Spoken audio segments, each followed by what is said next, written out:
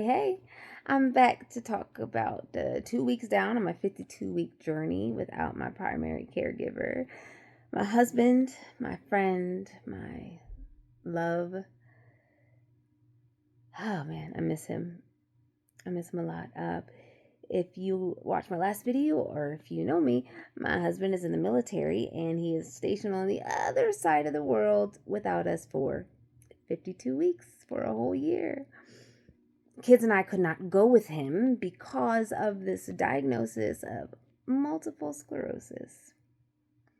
Now, I was diagnosed almost 17 years ago, and never, not once, have I ever been denied the ability to go somewhere, do something, see something. Like, I've never been denied because of it. But in this case, I was.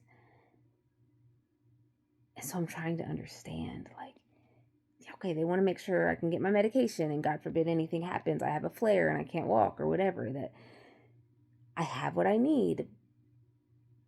But it's just so frustrating because it's so out of my control. I didn't make this condition. I didn't do this. There's nothing I can do there. But I can't be like, yeah, I can take care of myself because anyway, that's tough. That's really hard for me to come to grips with, even though I have to. I have to. Um, yeah, so I'm just going to kind of go mentally, emotionally, physically, spiritually, just what's going on. Yeah, so let me talk about some things. Emotionally, I'm very lonely.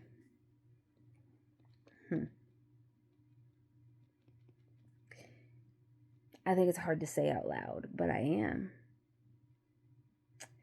And I think that in me being lonely, I've had got like dipped into this really like depressed state this last week. I think maybe even the week before too, but this second week was just like I didn't want to go anywhere. I didn't want to see anyone. I didn't want to do anything. I didn't reach out to anyone. I had a friend who calls me every day. She's amazing. And I'm glad because I wasn't. But was I always truthful about how I was feeling, thinking, doing? No. But did it mean everything that she called? Yeah, absolutely. That friend and my mom called me every day, and I needed it. Also, I was disappointed this week in a major way because like I said before, I don't ask for help. I don't say like, yeah, help me with anything. I just don't. But I did. I came out of that, my norm, and I asked for help, and no show. I was disappointed because I said, can you come help me with my laundry? It wasn't about the laundry. Like, I can fold clothes. My kids can fold clothes. It wasn't about the laundry. I needed to talk. I needed a hug. I needed a little more.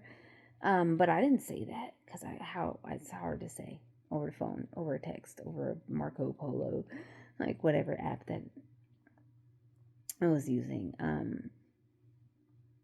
So no show. That was tough. Very disappointing.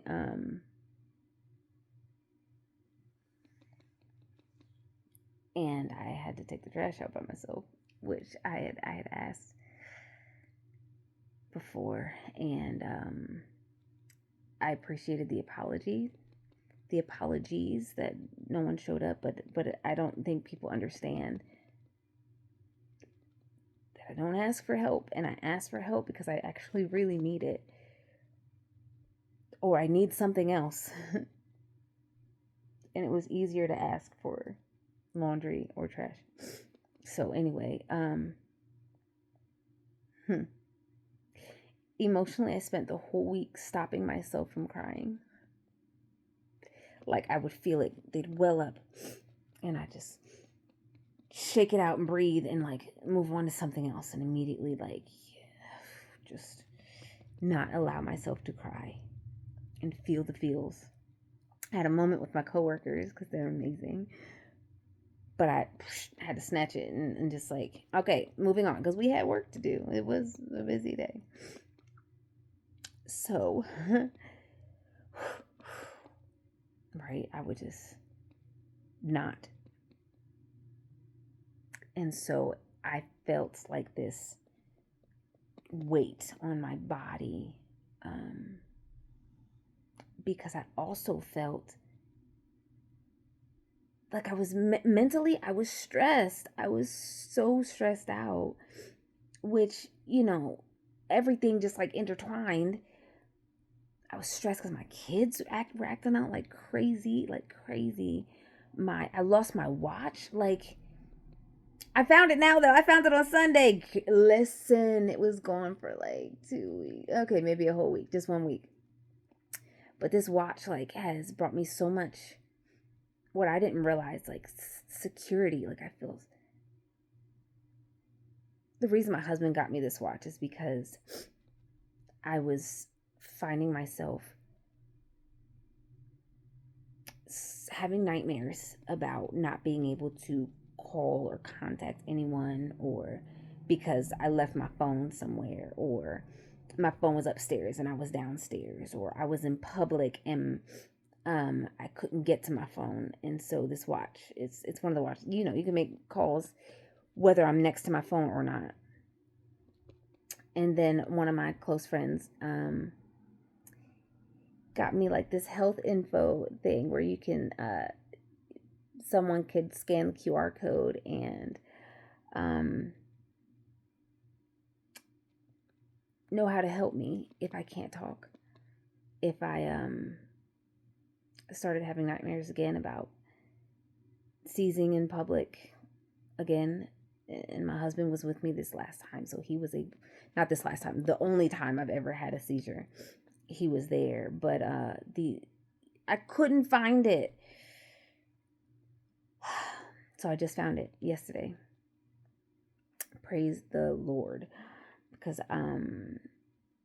yeah, I think that's another reason why I was depressed, because I wasn't leaving the house. I was scared. I was anxious about leaving the house, because God, what if something happened? Oh, yeah, it's crazy. It's crazy. Definitely feeling less, so I was stressed out. My kids were acting out, right? I just said that. They were acting out so badly that, like, to the point, like, they knew that there's a point in the day when I say I'm melting. I melt, and they know that if I get to a point of melting, I'm not getting up to stop you from throwing the ball that you're throwing in the house that I told you to stop throwing. Or I'm not coming up the steps to run your bath water. You know how to run your bath water. You know how to get in the tub. You know how. I'm not coming over. Like, they were taking full advantage, and it was stressing me out. It made me sad. It made me uncomfortable. Like, so I talked to my counselor, because she's amazing. Actually, my husband and I talked to the same counselor separately, and she's really amazing at like keeping confidentiality, even with us being married couples. But when we would do marriage sessions, she was extremely, like, she knows it all. So super helpful. Anyway, we love her so much. We call her Auntie. But Auntie she just said to me, like, okay, did you talk to them? Just don't judge me. I, of course, talk to them and we have conversations, but she was giving me tools and other ways to discuss with them, processing their feelings and going through this conversation with them in a way that made sense. in a way that they could understand it and I could process as well. So in this conversation, I should do a whole nother video about talking to your kids about MS. I'm gonna do that because it was a whole thing. It was beautiful. It was beautiful. But I talked to them and I essentially and all told them, like, you miss your dad. I miss your dad. I need you. Not I just want you to do good so you can clip up and do well. We have this behavior chart that they requested based off of school, and they wanted to blah blah blah do it at home. And anyway, I explained that to them. It's not because it would be nice if you did what I asked you to do. Like I need you. We need each other. I want to do more fun, happy, and things with you, but yes, I can and I want to, but I need you to show up for me too. So listen, I was so mad at myself because I wish we had had that conversation earlier. We just had it on Saturday. Listen, Sunday and Monday have been like night and day, especially for my son. But night and day, my son randomly was like, Mom, do you need a foot rub? I'm like, yeah. He took out the trash, my little Mighty Mouse son. He brought the trash back in. He checked the mail. Like, he's been taking these initiatives to just like do these things that he knows. I'm always like, oh, I gotta go get the trash cans. Oh, God, I gotta pick up the poop. I guess. Outstanding. Truly, just that moment of connecting with the kids. Like, we were clearly disconnected. So connecting was important. It was critical. Spiritually, I need to go to church. And I did. I didn't go to church the first week. I can't remember why. I don't remember what happened. Oh, my daughter's birthday party. I went to church this Sunday. Them tears that wasn't coming out all these last 2 weeks. I went to the altar and waterfall. But you couldn't tell me it wasn't just me and God sitting there on the altar, because I cried and I wailed and I screamed and I shared and I was honest but I was also convicted. And I realized, right, I have not been inviting God into my space. I have been trying to do this by myself. Well, not really by myself. I've been asking for help. But either way, right? Like, without him is my point. Now, it's not, I have not entirely tried to do it without him, but I have not allowed him to be my main source. You know what I mean? Like, I have not gone to God and in all my ways acknowledging him so he'll direct my path. Like, if I just did that in all my ways and not just like here and there, and like, I think I was picking and choosing when I wanted to go to God for something, and when I wanted to go to my mom, and when I wanted to go to Google, and when I wanted to go to ChatGPT, and when I wanted to, like, so I definitely feel spiritually enriched and reinvigorated. Is that a word?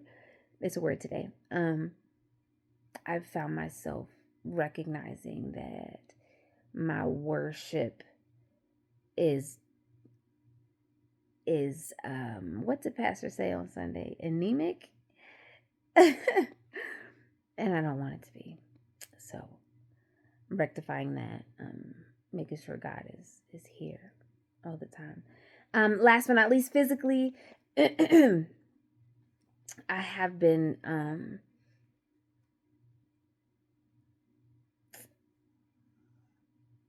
stretching and doing little odds and end things. And then I was like, you know what? I am going to ChatGPT, who's one of my best friends now, by the way. ChatGPT is going to build me. Listen, let me tell y'all, the prompt was so specific to who I am and what I need. I like told it everything. I am this many years old. I have multiple sclerosis. These are my symptoms. These are my issues. This is when I have a flare, this is what happens. I learned at PT this, and I want to be a bodybuilder and like super flexible in a year. It was like, wow, what great goals. So it created me a balanced bodybuilder and flexibility mobility plan. It's awesome. And I just did that today. Just because I was like, what? I'm just doing random odds and ends, like looking up YouTube videos based off of what hurts or what I feel like I want to strengthen. But it's kind of the bomb. And then I said, oh, make me a printable version. And oh, make me like whatever else I told it to do. But it's necessary because I want to be stronger. Um, Notice my right leg is dragging a lot, was dragging a lot during week 2, but I think a lot of that had to do with the increased stress and fatigue and depression and all that stuff. But yeah, I'll be back to talk about week 3 because it's already getting off to a good start, and I can't wait. I just was reminded by my boss friend. I call him my boss friend. He doesn't know that, but if he watches this, I was reminded by my boss friend that I want to be perfect, or I want things to be perfect, or I want things to be the way I envision them right away. A lot of people are like that in this like microwave society we live in.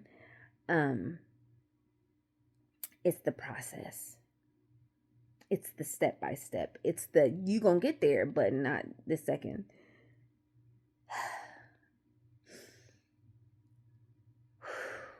So